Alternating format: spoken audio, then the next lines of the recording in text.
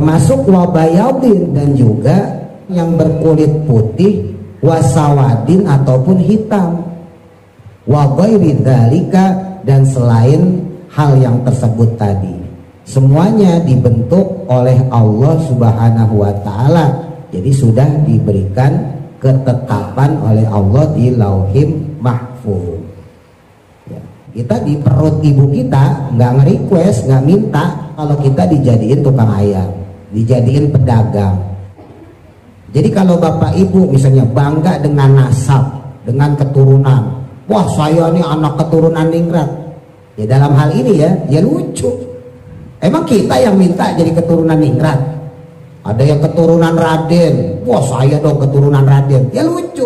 Emang kamu yang minta jadi keturunan Raden? Kan kagak. Yang bikin itu adalah Allah.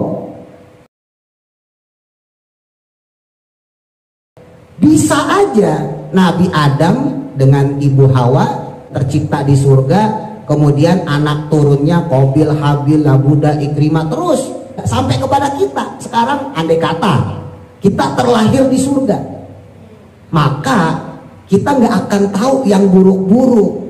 Sebab di surga itu semuanya enak, semuanya indah.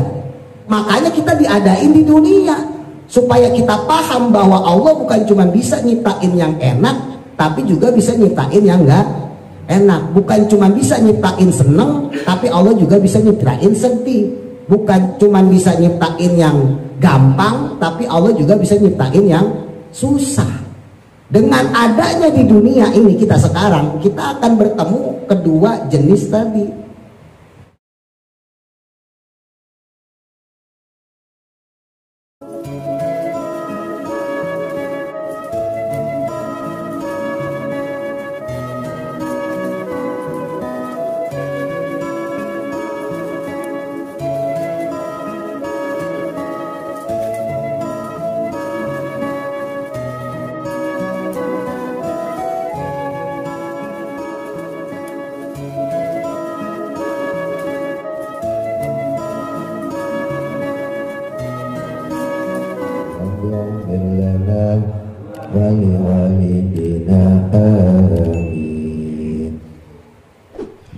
Kita lanjutkan kembali. Bismillahirrahmanirrahim. Qala musannifu rahimahullahu ta'ala wa nafa'ana bihi wa bi barakati ulumihi fi daraini amin. Qala Allah ta'ala fil Qur'anil Karim, a'udzu billahi minasy syaithanir rajim. Huwallazi yusawwirukum fil arhami kaifa yasha'u la ilaha illa huwal azizul hakim. Wallahu a'lam bimuradi. Huwa, dialah, maksudnya adalah Allah, itu alladzi zat, yusawwirukum, yang membentuk kalian, fil arhami, dalam rahim-rahim. Di alam rahim kita dibentuk, ya. Di usia 4 bulan ditaruh roh kita sampai kemudian masuk ke usia 7 bulan sempurna. 9 bulan secara normal dilahirkan. Allah tuh Bapak Ibu yang bentuk. Kaifa yasha, sebagaimana yang Dia kehendaki. Min dzukuratin, baik berupa laki-laki, wa unusatin ataupun perempuan. Jadi kalau bicara secara pembentukan kita nggak bisa protes. Bapak-bapak yang laki nggak boleh ngeluh, wah saya kan laki harusnya begini gitu ya. Atau sebaliknya ibu-ibu juga gitu, nggak boleh ngeluh, wah saya kan perempuan harusnya begitu. Kenapa? Karena itu hasil dari kaifa yasha, sebagaimana yang Allah kehendaki. Kita nggak nge-request gitu, kita nggak minta, ya itulah yang Allah jadikan. Termasuk wabayadin, dan juga yang berkulit putih, wasawadin ataupun hitam, wa ghairi dzalika, dan selain hal yang tersebut tadi. Semuanya dibentuk oleh Allah Subhanahu wa taala. Jadi sudah diberikan ketetapan oleh Allah di Lauhim Mahfuz. Ya. Saya nggak ada kepengenan jadi ustadz misalnya gitu ya. Saya juga nggak bisa nge-request nanti saya kalau lahir di pesantrenin gitu, enggak. Begitu pula Bapak Ibu yang kerja misalnya dagang ayam, ya kita di perut ibu kita nggak nge-request, nggak minta kalau kita dijadiin tukang ayam, dijadiin pedagang. Makanya dari hal itu sebetulnya ya, kalau ada orang ngeluh gara-gara kesehariannya, itu lucu sebetulnya. Karena keluhan dia berarti menandakan tidak terimanya dia atas kehendak Allah. Ya. Kalau boleh milih Bapak Ibu, pasti kita juga pengen terlahir dari orang kaya, kan begitu? Pengen terlahir dari kiai, jadi pinter gitu ya. Pengennya begitu. Terlahir dari pejabat misalnya, keluar udah dihormatin. Kalau bisa milih.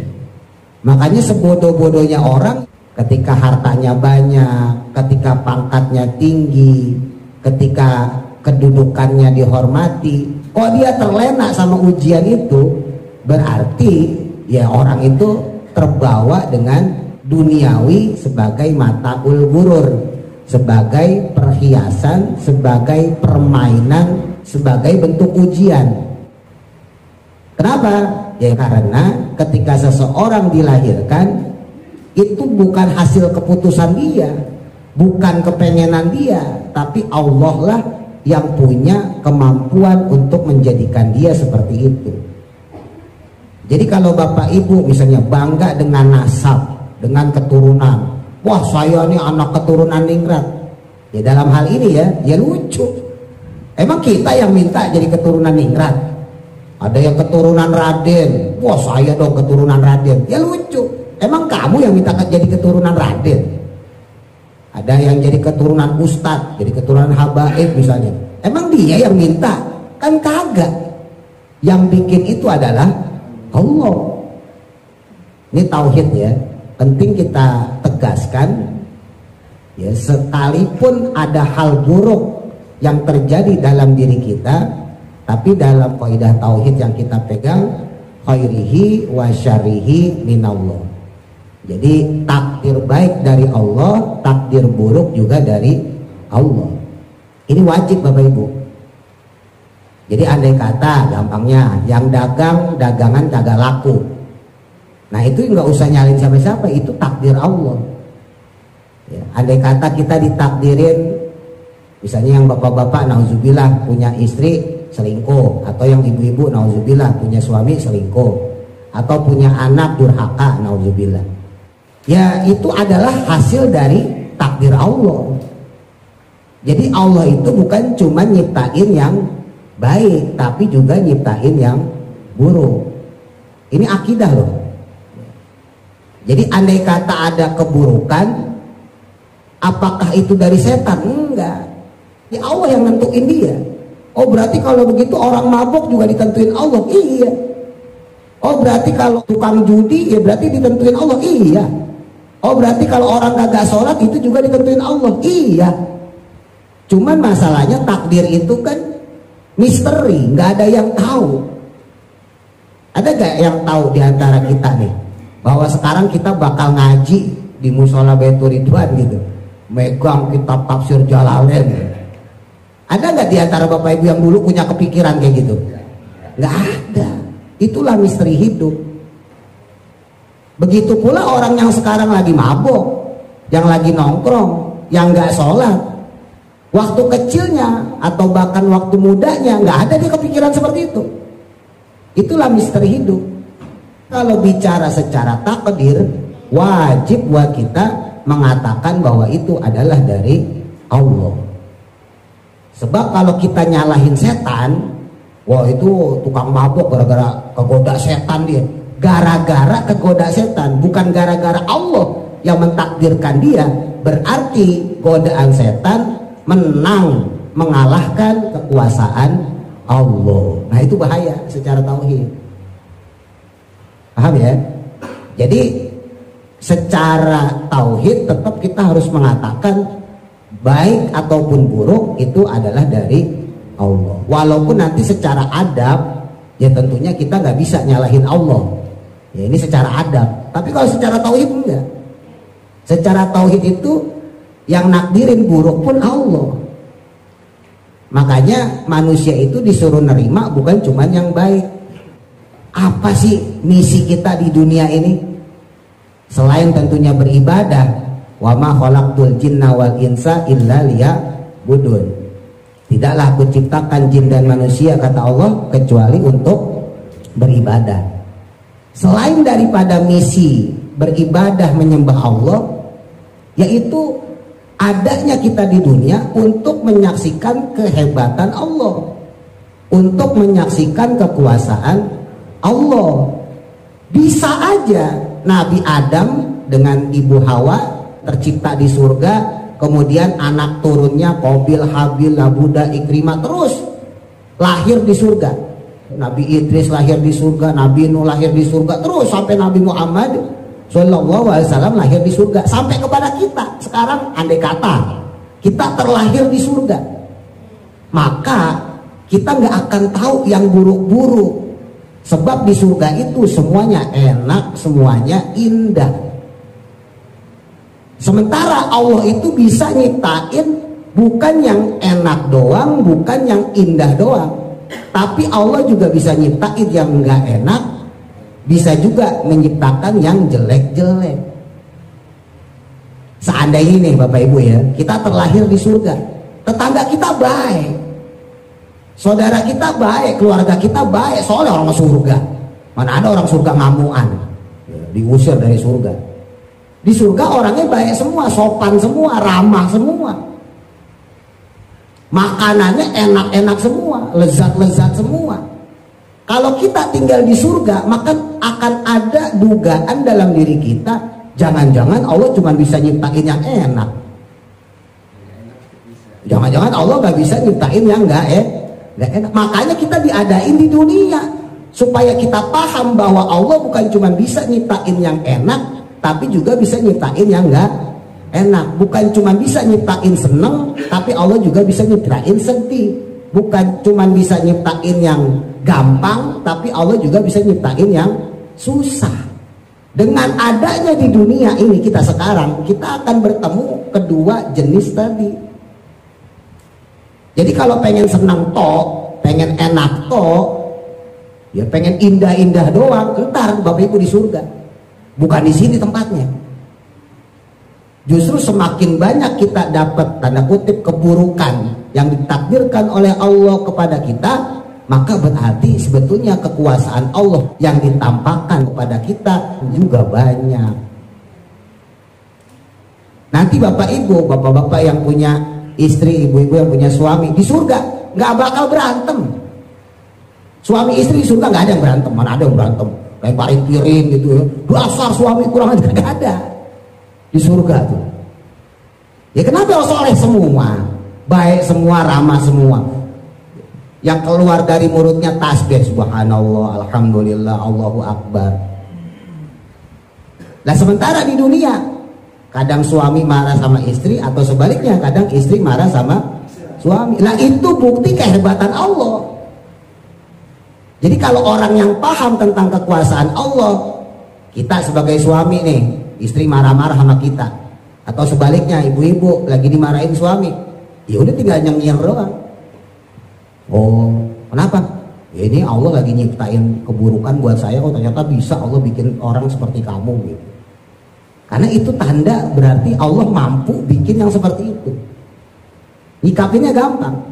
Bapak Ibu yang punya langganan, pagi ada yang datang nyenengin, siangnya datang langganan ngeselin. Ya itulah hebatnya Allah. Pengennya senang semua, ya entar di surga. Pengennya indah semua, entar di surga. Justru di antara misi kita di dunia, yaitu menyaksikan yang buruk-buruk tadi itu, yang jelek-jelek itu, yang gak enak itu. Dan itulah yang akan dimintakan pertanggungjawabannya oleh Allah. Ketika kita nanti menghadap Allah, ditanya, apa yang kamu lihat di dunia? Ya Allah, saya melihat makhluk Engkau. Saya lihat manusia, tumbuhan, hewan, gunung, pepohonan, lautan, semuanya saya lihat ya Allah. Bagaimana? Bagus gak? Bagus ya Allah. Ada gak yang buruk? Ada ya Allah. Apa respon kamu terhadap tetanggamu, terhadap temanmu, terhadap langgananmu yang kurang ajar itu? Apa sikap kamu terhadap dia? Saya tetap bersabar ya Allah. Saya nggak mandang dianya, saya mandang Engkau yang menciptakan dia. Gimana pun juga, seburuk apapun juga yang dia lakukan, dia adalah makhluk ciptaan Engkau. Maka saya nggak berani untuk berkata-kata buruk juga, atau berkata kasar juga seperti dia berkata kasar, berkata buruk kepada saya. Itu yang akan dipintain pertanggungjawaban di hadapan Allah. Paham gak nih? Paham ya? Jadi hati-hati. Seringkali itu agama kalah sama sosial. Karena sosial itu mengatakan, kalau kamu baik, saya akan baik. Kalau kamu jahat, saya juga akan jahat. Itu sosial begitu. Sampai di tulisan-tulisan bis kan banyak tuh. Anda sopan, kami segan. Kan gitu. Kalau nggak sopan berarti kagak segan, berarti ya nyeloncongan juga, kan begitu. Gampangnya ya. Padahal agama nggak mengajarkan seperti itu. Kamu sopan, saya segan. Kamu nggak sopan, saya juga tetap segan. Saya juga tetap sopan kepada kamu. Nggak ngaruh. Kenapa? Karena sopan itu perintah Allah. Nggak ada urusan sama kamu mau sopan sama saya apa enggak. Toh nanti masing-masing kita diadili oleh Allah. Kalau saya nggak sopan, berarti saya di hadapan Allah jelek. Kamu juga begitu. Kamu nggak sopan sama saya, di hadapan Allah ya kamu jelek. Tapi sebaliknya, andai kata kamu nggak sopan sama saya, kamu di hadapan Allah jelek, sementara saya tetap sopan kepada kamu, maka saya di hadapan Allah tetap bagus. Ya, tapi susah kayak gini, susah ya. Susah. Kalau kita kan kadang-kadang ngebales pengennya yang lebih baik, lebih jahat. Tapi harus dilatih, walaupun susah tetap harus dilatih. Mungkin bolak-balik saya ngomong Bapak Ibu ya. Ya anak-anak misalnya yang berisik gitu, ya udah kita omongin aja, jangan berisik gitu. Saya bukannya nggak peduli mereka lari-lari, itu bukan. Ya kan kita cuma disuruh ngasih tahu doang. Ya kalau mau sholat jangan berisik, jangan bercanda, sayang pahalanya. Ya udah kita baik-baikin lah. Ya namanya anak kecil ya kan. Habis sholat berantem, ngobrol, bercanda, lari-larian. Ya anak kecil nggak kena hukum Bapak Ibu. Ya, dia nggak sholat aja gak dosa. Ya, ya kita nggak bisa kemudian mencok-mencok, wah anak kok susah banget, nggak bisa begitu. Ya satu, karena secara hukum dia nggak terkena hukum taklifi. Sholat bercanda pun dia kagak dosa. Orang kagak sholat aja kagak apa-apa anak kecil. Ya. Terus yang kedua, gimana pun juga ya dia makhluk Allah. Ingat itu. Seburuk apapun juga dia makhluk Allah. Cuman ya tetap saya bolak-balik ngomong, hati-hati. Kalau saya sama gini-gini dikasihan sama bapak ibunya sama kakek neneknya. Kalau saya sih gitu ya. Karena nanti yang akan bertanggung jawab di akhirat adalah bapak ibunya, kakek neneknya. Kalau bapak ibunya ke musholah juga, kakek neneknya ke musholah juga, insya Allah aman. Ya kan, emang gak bisa dibohongin.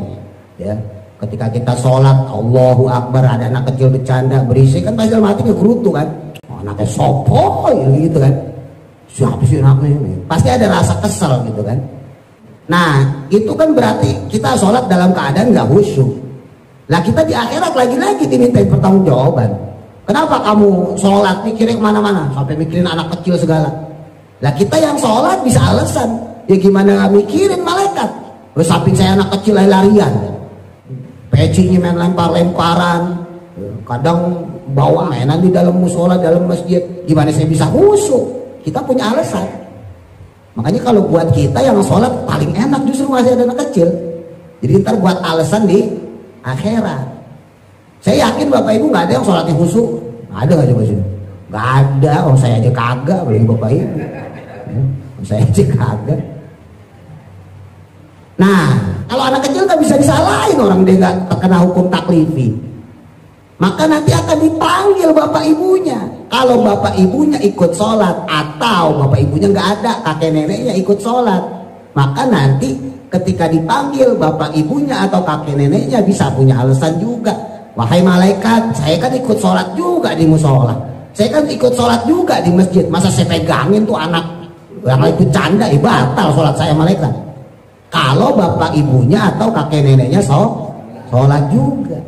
Tapi kalau bapak ibunya kagak sholat, kakek neneknya juga kagak sholat di musola, sementara anaknya cucunya diumbar, dilepas di musola, ganggu orang, ya ditanya, kenapa kamu tinggalkan anakmu di musola? Kenapa kamu nggak ikut sholat jamaah? Kakek, nenek, kenapa kamu nggak datang ke musola, ke masjid? Itu cucumu ke musola, ke masjid, aku canda, gangguin orang. Apa jawabannya? Lah kita mau udah masuk surga bapak ibu insya Allah.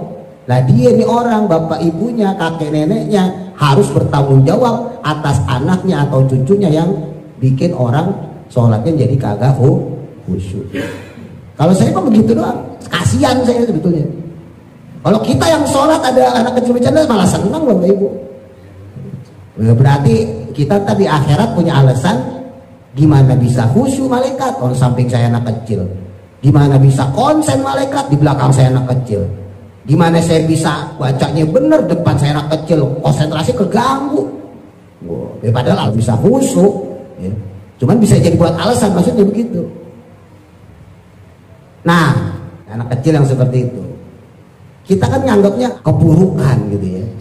Padahal hakikatnya balik lagi, yang buruk tadi itu juga ujian dari Allah. Makanya penting ya, untuk secara tauhid jangan gampang nyalahin setan khususnya. Karena takdir itu dari kita diciptakan itu sudah berlaku Bapak Ibu. Cuman karena takdir itu misteri, nggak ada yang tahu siapa jadi siapa, kehidupan kita bagaimana. Termasuk bahkan ketika kita meninggal pun kita nggak tahu apakah kita meninggal dalam keadaan husnul khotimah atau dalam keadaan su'ul khotimah, nggak ada yang tahu. Orang yang dia senang dengan takdir Allah, ya, baik yang bagus tadi, baik yang indah, baik yang menyenangkan ataupun yang buruk, yang nggak enak, yang bikin sebel, dia bisa tuh terima dua-duanya itu. Nah itu berarti ciri orang yang secara ketakwaannya sudah mulai meningkat. Makanya kalau ada hal-hal yang buruk, boleh kecewa, wajar namanya manusia ya. Tapi jangan lama-lama kecewanya.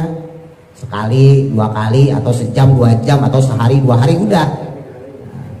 Jadi nggak usah berlarut-larut dalam kekecewaan.